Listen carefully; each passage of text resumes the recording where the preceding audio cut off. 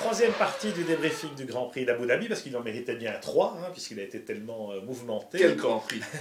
Alors, Ziv, on a évoqué la victoire de Kimi Raikkonen et de Lotus, la performance de Lewis Hamilton et de McLaren. On a parlé, évidemment, du match Red Bull-Ferrari et du duel entre Fernando Alonso et Sébastien Vettel au championnat du monde, avec tout ce qui s'est produit. Maintenant, dans le peloton, on a quand même une course aussi très très mouvementée, presque trop. Et là, je me demande dans quelle mesure le circuit dont on parlait dans le briefing de ce Grand Prix d'Abu Dhabi ne provoque pas un peu ça aussi, même si on peut se demander au 18e manche de la saison, des pilotes qui font encore des erreurs quand même assez grossières, qui provoquent des cartons. On n'a pas tout compris, quoi. Ouais, il faut dire que c'est vrai que la nature du circuit a favorisé tous ces incidents. Dans le gras, dans le mou du peloton, il y a eu pas mal de choses qui se sont passées parce qu'effectivement, on avait 2 zones DRS qui ont été rallongées. Et ce qui fait qu'en bout de ligne droite, avec des chicanes qui suivent, automatiquement, il y avait des chances d'accrochage. Et on a été gâtés sur ce plan-là. On a remarqué que ça se passe presque toujours au même endroit. Alors bon, d'abord, il y a eu le carton au départ avec cette espèce de phénomène de goulot où c'est vrai que, bon, qui est en faute, on a vu les deux Force India, on a vu... C'est clair qu'il y a des pilotes qui, sur le départ, tentent le tout pour le tout. Et voilà, il y a eu des accrochages, il y a des pilotes qui ont failli tout perdre. Enfin, Hülkenberg a tout perdu, alors que clairement, il est pris en sandwich. Bruno Senna a failli tout perdre, heureusement, il repart et il finit dans les points. Belle course de Williams d'ailleurs au passage, parce que ce que Pastor Maldonado fait en qualif, franchement, c'est bluffant.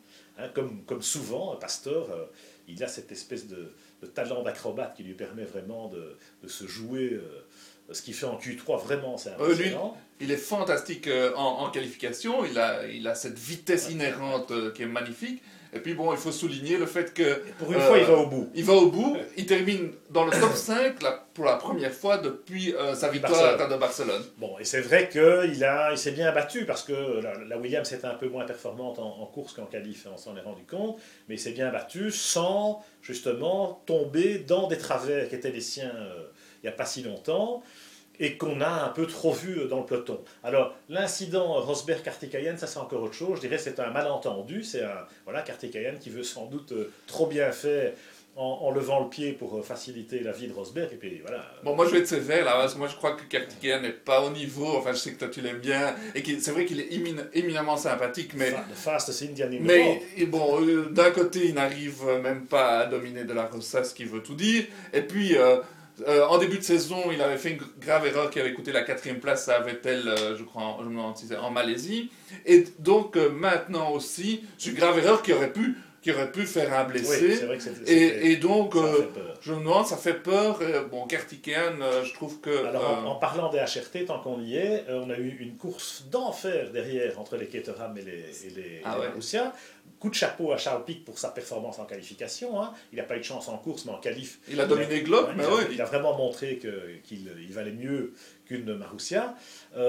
Et quelque part, avec tous les incidents qu'il y a eu, j'ai envie de dire aussi pas de chance pour Kovalainen et Caterham, parce que la 12e place, elle était là à portée de... C'est vrai que Kovalainen a fait une course du tonnerre, il termine 13e, et là, ils doivent rager parce qu'ils devaient avoir la 12e place pour obtenir et obtenir vraiment beaucoup d'argent. Rester dans le top 10 du championnat constructeur. C'est sûr, et puis il domine clairement Petrov aussi, depuis la saison. C'était pas le cas ces dernières courses quand même. Mais sur l'ensemble de la saison, oui. Oui, et puis la seule chose, c'est que Kovalainen, on le sent aussi un peu nerveux, ou en tout cas un peu inquiet, parce que moi je pense qu'il n'a pas de volant l'année prochaine. A raison, parce qu'on sent très bien qu'il y a Pic qui va arriver. Si Petrov trouve de l'argent, Kovalainen, il est à la rue. Et puis même d'autres, même Van der Gaart ou autres, parce que Kovalainen, un peu comme Glock, ils se sont un peu habitués à un statut confortable de premier pilote dans une équipe de fond de peloton. Ils sont très bien payés, franchement. Et ces équipes-là peuvent plus se permettre un tel delta entre le salaire d'un pilote comme ça par rapport à des jeunes qui marchent, la preuve par Charles Pic, et qui amènent pas mal d'argent. Bref. Il y en a un qui me déçoit à moi, c'est que Pérez, à nouveau, il avait l'occasion de faire un gros résultat pour Sauber, Et là, il a fait un peu n'importe quoi. Heureusement qu'il y avait Kobayashi qui était un peu plus effacé ce week-end-ci, mais qui ramène des gros points pour Sauber. C'est Kobayashi qui fait la 6e place. Voilà, ça a son On importance. sait que lui aussi est inquiet pour son avenir, Tout à Kobayashi, donc voilà, c'est important. Alors que Perez, lui, depuis qu'il a signé chez McLaren, c'est tout et n'importe quoi. Et c'est même un peu inquiétant, je trouve. On a remarqué aussi, quand je disais tout à l'heure, c'est toujours dans le même virage que ça se passe. C'est vrai qu'après cette zone DRS, évidemment, on arrive et ça se passe à haute vitesse. Et puis il y a ce freinage. Ceux qui ont tenté l'extérieur, franchement, généralement, c'était quand même... Ça s'est mal passé. Voilà, c'est chercher les ennuis. Certains ont très bien réussi. Hein. Il y a eu des belles manœuvres à l'extérieur, notamment de Vettel. Sur Button, par exemple. Et Button, il a l'expérience et il a, j'allais dire aussi, le fair play. Il est sport, ouais. Il faut laisser la place, quoi. On fait la course, mais il faut laisser la place. Et puis, il s'est assuré un résultat. Parce que ces gars-là, quand on voit c'est Perez, c'est Grosjean... Et oui, là... c'est vrai. Alors Romain Grosjean, on ne va pas tirer sur l'ambulance parce qu'il n'a pas grand-chose à se reprocher dans les incidents en question. En revanche, en qualif, il part loin derrière. Il n'a pas vraiment réussi sa qualif quand on voit ce que Kimi fait. Et en course, on sent forcément dans ce premier tour, il est de nouveau un peu nerveux, il est de nouveau impliqué dans un incident. Il s'en sort, oui. Il a touché, il s'en sort, il a de la chance. Bon, alors sur le crash avec Perez, clairement c'est Perez qui est en tort. Perez qui sort de la piste, qui revient comme s'il n'y avait personne et qui ferme la porte à Grosjean. Grosjean, là, il ne pouvait pas ne pas être à son point de corde. Pas de chance pour Weber derrière, mais quelque part, tant pis pour Weber, hein, il n'a rien à faire dans un peloton comme ça, désolé. Quand on a une Red Bull... Comme ça, il devait être devant et dominer la course. Hein, ça, cela dit, Weber-Massa, il y a aussi eu, toujours dans ce même virage et dans l'enchaînement qui a suivi. Alors mais comme tu dis, c'est quand il y a des grands pilotes qui se bagarrent et dans exactement la même situation, ça se passe bien. Et par contre, quand il y a les seconds couteaux, eh ben là, on sait très bien qu'il y aura de la casse. On l'a vu en Inde, hein, par exemple, où, quand ce sont...